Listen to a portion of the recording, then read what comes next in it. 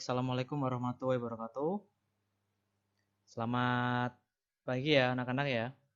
Anak-anak kelas 9, bagaimana kabarnya?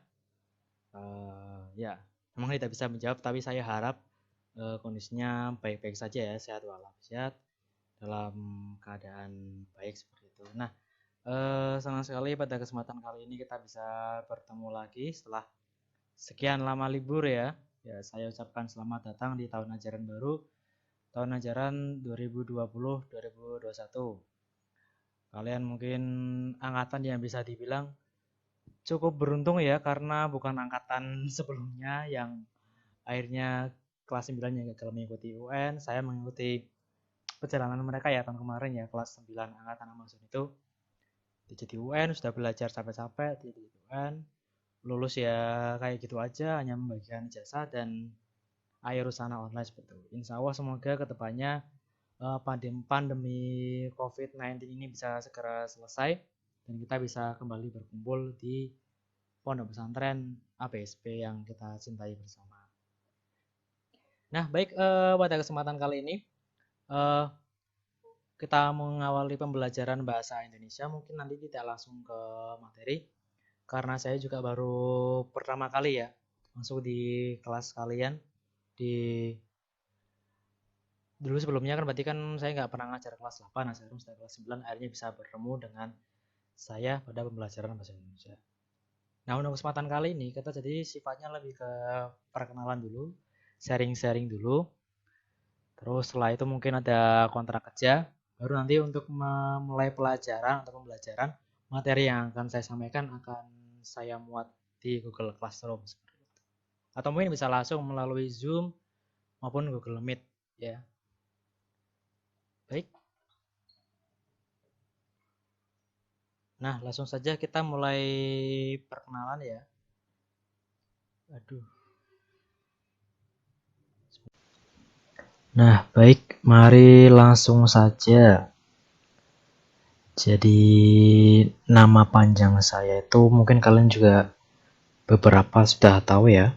Nama saya Fuad Akbarati, biasa dipanggil Ustadz Fuad, mengajar bahasa Indonesia. Oke, langsung tak kenal maka ta'aruf. Maka dari itu kita ta'aruf terlebih dahulu supaya lebih akrab. Tadi kan sudah perkenalan ya, kalian satu persatu, sekarang giliran saya. Oke, lanjut. Nah, ini mungkin sedikit foto-foto alay saya. Udah lah, langsung masuk ke selanjutnya. Nah, ini riwayat pendidikan saya. Jadi pertama kali itu kuliah di UNES ya, Universitas Negeri Semarang. Mungkin kalian juga sudah cukup familiar karena memang universitas yang ada di Jawa Tengah itu salah satunya Universitas Negeri Semarang. Banyak juga guru-guru di SMPT yang dari UNES juga banyak ya. Ada Pak Yosi, ada siapa, ada Pak Sony juga dari UNES. Ustadzahnya mungkin ada Ustadzah Intan, Ustadzah Alia, itu juga sama dari UNES, Universitas Negeri Semarang. Dan selanjutnya setelah saya lulus S1 itu saya mengambil pendidikan profesi selama 1 tahun di Malang ya, tepatnya di Universitas Muhammadiyah Malang. Itu kalau kalian pernah ke Malang, insya Allah bisa langsung kelihatan Universitas Negeri Malang karena memang letaknya pas ya di tengah-tengah kota Malang, di pusat kotanya, kota Malang. Kalau ke arah Batu, misalkan wisata ke Jatim Park, itu mesti lewat Universitas Muhammadiyah Malang. Tuh. Enak di Malang ya, dingin, banyak angkringannya. Nah, karena saya juga baru di sini ya, baru setahun di SMPT. Sebelumnya saya pernah mengajar di beberapa sekolah. Pertama kali mengajar itu di SMA Taruna Nusantara. Itu sifatnya masih magang. Jadi ketika saya masih kuliah di semester 7 ya, pernah ngajar 3 bulan di SMA Taruna Nusantara. Ini mohon maaf auratnya kelihatan, untuk yang Iwan jangan terlalu dilihat ya, pokoknya gitu dengerin aja kalau yang bagian ini ya. Di SMA Taruna emang kayak gitu, itu sama-sama boarding, sama kayak seperti di SMPT. Cuman bedanya kan kalau di sana itu sifatnya itu sistemnya itu semi militer ya. Kalau di SMPT kan boardingnya boarding ke lebih ke pesantrenan, lebih nuansa Islami kayak itu. Kalau di SMA Taruna Nusantara itu emang semi militer. Kalau militer kan sekuleris gitu ya. Jadi meninggalkan segala atribut keagamaan. Kayak gitu biasanya kalau yang semi militer. Itu juga berlaku buat agama-agama lain, misalkan kayak Nasrani itu dilarang menggunakan kalung salib gitu. Jadi kalau yang muslim kayak gitu. Ya, selanjutnya pernah mengajar juga, ini mengajarnya ekstrakurikuler karya ilmiah remaja ya di SMP Negeri 33 Semarang. Nah, lalu setelah lulus saya baru benar-benar ngajar profesional itu di SMP Ulul Absar Semarang. Nah, ini baru sekolahnya itu sama persis kayak di SMPT. Jadi boarding school, terus juga sistemnya itu kayak pondok pesantren gitu. Nah, setelah itu saya ngajar paling hampir setengah tahunan, terus memutuskan untuk kuliah lagi di Malang, sekaligus sambil ngajar di SMA Negeri 9 Malang. Tuh. Jadi setelah dari Malang baru di sini di SMPT Asalam ya. Baik, lanjut. Nah, Sumpah Pemuda. Kenapa saya menyajikan Sumpah Pemuda? Kalian bisa lihat ya nanti ya. Ini ada 3 poin dari Sumpah Pemuda. Kalian mungkin sudah sering diajarkan oleh siapa, Pak Guru PS, Pak Hairun ya. Pak Hairun atau mungkin Pak Arif terkait sejarah dari Sumpah Pemuda. Kalian mungkin bisa baca ada 3 poin.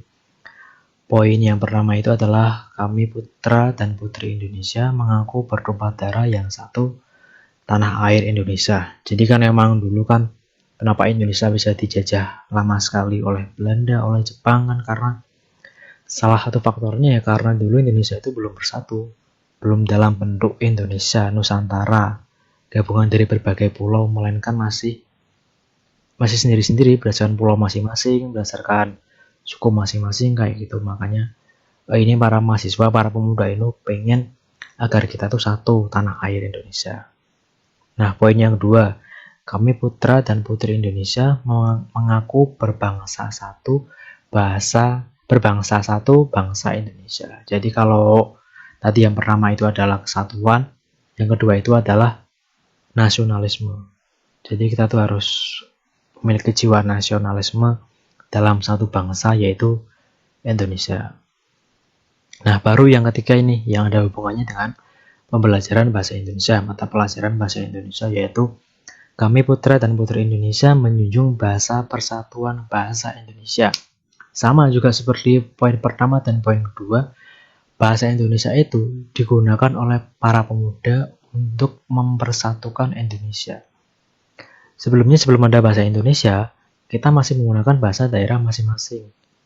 Orang Jawa pakai bahasa Jawa, orang Jawa Barat pakai bahasa Sunda, Jakarta pakai bahasa Betawi, Sumatera mungkin Melayu atau Batak, Papua pakai bahasa Papua, daerahnya masing-masing kayak gitu. Nah, akhirnya gimana nih untuk mempersatukan kita dalam satu bahasa, akhirnya menggunakan bahasa Indonesia. Jadi kalian harus menjunjung tinggi bahasa Indonesia karena itu adalah bahasa persatuan negara Indonesia. Itu yang nanti akan menjadi jadi dasar pada pembelajaran bahasa Indonesia ini. Jadi kita tetap harus menjunjung tinggi bahasa Indonesia. Jadi kalau kalian mata pelajaran bahasa Indonesia jangan kesannya gampang ini, paling cuman ini Budi bermain bola. Gak seperti itu juga ya, banyak sekali kaidah-kaidah kebahasaan yang sebenarnya harusnya dikuasai oleh orang Indonesia, tapi ternyata malah banyak yang tidak menguasai kaidah-kaidah kebahasaan Indonesia yang baik dan benar. Tuh. Lanjut. Nah, ini motonya. Apa sih pentingnya bahasa Indonesia? Kalian bisa lihat ya. Dulu juga ini moto-moto ini sering digunakan ketika tematik kelas ya. Ketika tematik kelas bahasa itu kan di SMPT kan ada 4 bahasa. Nah, biasanya kita kalau di MMNT-nya itu, di bannernya itu mesti menggunakan tema ini. Utamakan bahasa Indonesia, Kita harus menggunakan bahasa Indonesia, lestarikan bahasa daerah. Kalau di Jawa Tengah ya berarti kita harus melestarikan bahasa Jawa kita, terus juga pelajari bahasa asing. Kita harus bisa menguasai bahasa asing juga. Di SBMPTN kan ada 2 bahasa asing yang diajarkan ya, bahasa Inggris dan bahasa Arab. Kita harus menguasai itu, ya. Tapi bukan berarti ketika kita menguasai bahasa asing, terus kita selamanya akan menggunakan bahasa asing dan melupakan bahasa daerah kita yaitu bahasa Jawa, atau malah meninggalkan bahasa utama kita yaitu bahasa Indonesia. Jadi ketiga poin ini harus balance ya, seimbang gitu antara ketiganya. Nah, lanjut. Nah, ini kalian tahu ini siapa? Ya, ada tulisannya ya. Pramudia Anantatur. Pramudia Anantatur ini adalah salah satu tokoh literasi ya yang ada hubungannya dengan bahasa Indonesia, merupakan seorang penulis, novelis yang mungkin bisa dibilang paling berpengaruh di Indonesia ya. Karena beliau ini hanya satu-satunya penulis di Indonesia yang pernah masuk nominasi penghargaan Nobel Sastra. Ya. Satu-satunya ini orang Indonesia yang pernah masuk nominasi penghargaan Nobel Sastra itu hanya Pramudia Anantatur. Mungkin malah banyak orang mengatakan bahwa seharusnya Pramudia Anantatur ini bisa mendapatkan penghargaan Nobel Sastra, tapi itu katanya itu ada unsur-unsur intrik politiknya gitulah, kayak ala-ala konspirasi gitu. Akhirnya dia dapat menghargai tersebut, tapi udah terkenal karya-karyanya itu melebihi mungkin yang kalian tahu. Ada Terelie itu masih jauh ya. Pramudia Anantatur ini udah lama, bahkan sebelum Indonesia merdeka sudah menjadi seorang penulis yang masyhur dan terkenal di dunia. Bukan hanya di Indonesia tapi juga di dunia. Nah, ini adalah beberapa quotes-quotes dari Pramudia Anantatur yang bisa menjadi bahan renungan kita, bahan kontemplasi kita. Misalkan yang pertama, orang boleh pandai setinggi langit, tapi selama ia tidak menulis, ia akan hilang di dalam masyarakat dan dari sejarah. Menulis adalah bekerja untuk keabadian. Kata-katanya itu ya wah sekali ya. Jadi mungkin maksudnya dari ini adalah ya kita mungkin bisa pandai, tapi kalau kita tidak menuangkan kepandaian kita dalam sebuah tulisan, mungkin dalam buku, atau mungkin dalam penelitian, ya kita akan dilupakan. Kayak itu. Contohnya ini, di dalam masyarakat dunia, kenapa sih kok kayak negara-negara barat itu kok kayak maju terus? Apakah emang orang-orang di negara barat, kayak Eropa, Amerika, itu lebih pandai daripada kita, mungkin orang Asia atau mungkin orang Afrika? Sebenarnya tidak, bukan karena mereka pandai EQ-nya ya, sehingga lebih unggul dari negara bangsa-bangsa Asia atau bangsa-bangsa Afrika, tapi lebih karena mereka ini suka nulis, literasinya itu tinggi. Jadi mereka setiap melakukan apa-apa selalu ditulis, akhirnya tercatat dalam sejarah, sehingga menjadikan itu sesuatu yang abadi, teringat gitu. Contohnya kayak misalkan dalam buku IPS, buku sejarah nih. Siapa sih penemu benua Amerika? Mesti orang-orang akan menjawab yang menemukan benua Amerika adalah Columbus ya, Christopher Columbus. Padahal sebelumnya sudah banyak orang-orang Arab, orang-orang Cina yang duluan menemukan benua Amerika. Tapi kenapa yang terkenal Columbus? Ya karena dia mencatatnya, menuliskannya dalam sebuah jurnal. Makanya orang-orang lebih mengenal Christopher Columbus daripada mungkin orang-orang Cina atau orang Arab yang sudah pernah ke sana. Sama seperti penemu lampu pijar siapa? Si orang-orang kenalnya Thomas Alva Edison. Padahal sebelumnya mungkin ada ilmuwan-ilmuwan muslim atau ilmuwan-ilmuwan dari Cina, dari India, Jepang yang sudah pernah duluan menciptakan lampu pijar. Tapi karena tidak ditulis, maka yang tercatat dalam sejarah itu hanya Thomas Alva Edison. Jadi itu pentingnya kita untuk menulis. Nah, quote yang kedua adalah kalian boleh maju dalam pembelajaran, mungkin mencapai deretan gelar kesarjanaan apa saja, tapi tanpa mencintai sastra, kalian tinggal hanya hewan yang pandai. Jadi maksudnya adalah sastra itu adalah bagian dari katarsis ya. Katarsis itu adalah ilmu perenungan. Jadi untuk kita menyikapi suatu hal, Karena sastra itu kan juga berakar dari sebuah renungan. Jadi kita perlu mencintai sastra agar kita dapat menangkap banyak pesan moral yang terkandung dalam sastra.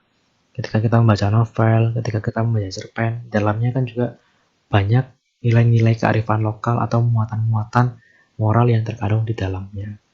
Mungkin maksudnya seperti itu. Jadi kan jangan hanya belajar buku-buku saintik atau mungkin buku-buku non-fiksi saja, tapi perlu mempelajari sesuatu yang sifatnya dapat membangkitkan nilai moral kita kayak gitu. Tuh ya. Langsung saja untuk mengefektifkan waktu. Nah, ini ada sebuah video ya. Judulnya Kamus Kecil. Ini ada Mata Najwa, Najwa Shihab ya. Mata Najwa itu nama acaranya. Nama orangnya Najwa Shihab. Dan ini ada dua penyair. Nah, mari kita tonton videonya dan apa yang bisa kalian komentari dari video ini. Boleh tidak saya minta Mas Jokpin membacakan puisi yang berhasil di mata Jokpin? Waduh, banyak sekali mana yang saya pilih. Ya. Sangat rendah hati memang Mas Jokpin ini. Ya apa ya, sekali-sekali penyair membanggakan dirinya lah. Karena kan tidak ada yang dibanggakan, rezekinya tidak jelas.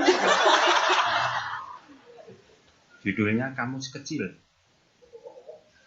Saya dibesarkan oleh bahasa Indonesia yang pintar dan lucu, walau kadang rumit dan membingungkan.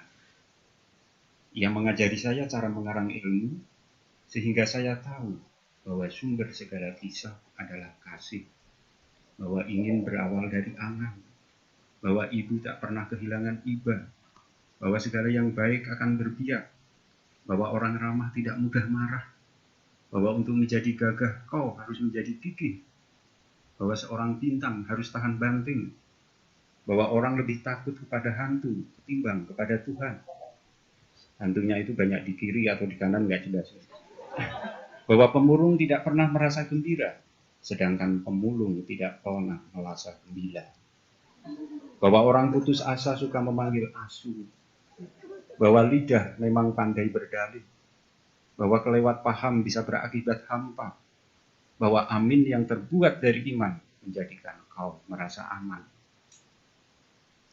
Bahasa Indonesiaku yang gundah membawaku ke sebuah paragraf yang merindukan bau tubuhmu.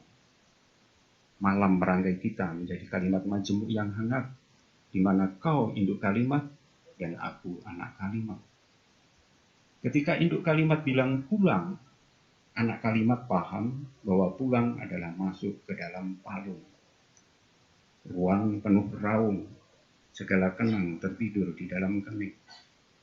Ketika akhirnya matamu mati, kita sudah menjadi kalimat tunggal yang ingin tetap tinggal dan berharap tak ada yang bakal tanggal.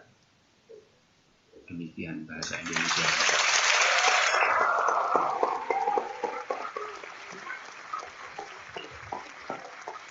Pak Sapardi.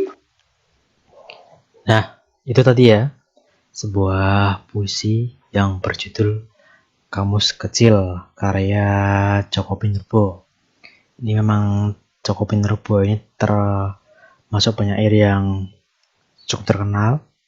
Beliau mendapat julukan sarjana teknik penyairan ya, karena memang kemampuannya yang luar biasa dalam mengotak-ngatik kata. Makanya dijuluki oleh orang sebagai sarjana teknik sastra karena kemampuannya dalam mengotak-ngatik kata.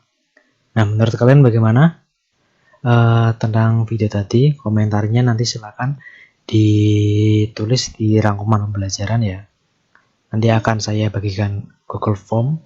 Nanti silakan mengisi present ini, sekaligus juga menuliskan komentar terhadap video dari puisinya Djoko Pinurbo tadi.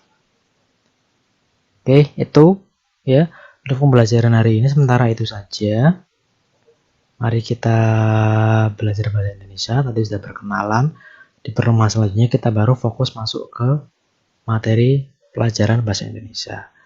Nah, ini adalah materi-materi yang akan kita pelajari selama setahun ya, di tahun ajaran ini 2020-2021. Kita menggunakannya teks, ada teks laporan percobaan, teks cerita pendek, teks pidato, teks cerita inspiratif, teks diskusi, buku fiksi, dan buku non-fiksi. Ini adalah materi-materi kelas 9 yang akan kita pelajari selama setahun, seperti itu. Dan pasti tentu saja ini juga akan keluar di ujian sekolah ya, karena tahun ini tidak ada UN. Selamat, karena memang termasuk angkatan yang beruntung karena tidak harus capek-capek dan bertemu dengan UN ya. Alhamdulillah kita hanya bisa cukup kita menggunakan ujian sekolah sebagai penentu kelulusan kayak gitu. Oke, gitu saja untuk materi hari ini. Sekian dari saya, silakan nanti seperti yang saya sampaikan tadi untuk mengisi presensi dan menuliskan rangkuman pada pertemuan hari ini kayak itu. Baik, saya cukupkan untuk pelajaran hari ini. Mohon maaf apabila ada tutur kata yang kurang berkenan. Atas perhatiannya saya ucapkan terima kasih. Mari kita tutup dengan doa penutup majelis. Subhanakallahumma wa bihamdika asyhadu an la ilaha illa anta astaghfiruka wa atubu ilaik. Sekian. Wassalamualaikum warahmatullahi wabarakatuh.